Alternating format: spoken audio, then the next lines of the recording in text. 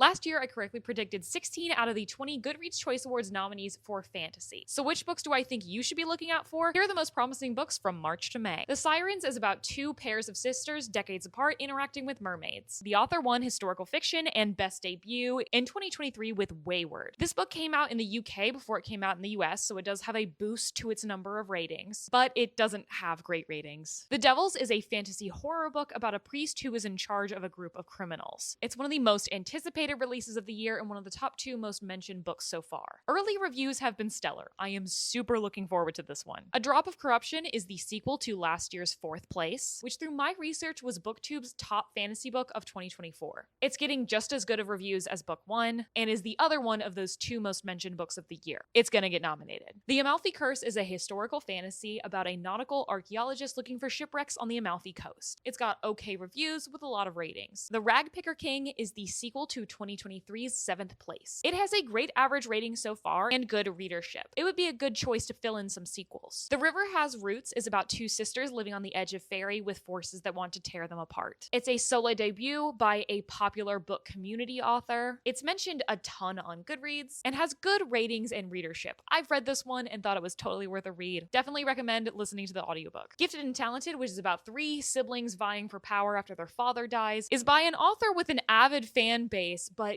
really struggles to get high average ratings. It's mentioned a lot, but I have a feeling that this current 3.61 is not going to have a high enough average rating to get nominated. Aftertaste is about a man who can make food that can allow people to communicate with their dead loved ones. It could be a good nomination for the debut author slot or for the magical realism community. It was a book of the month pick. It's been mentioned a ton of times. It has the most recent release date of any of the books here, so we'll see how it does. And these are some books with high ratings, but not a high enough readership, so these books could take off later in the year, or they might be a good pick for an editor choice. Were there any books that I missed?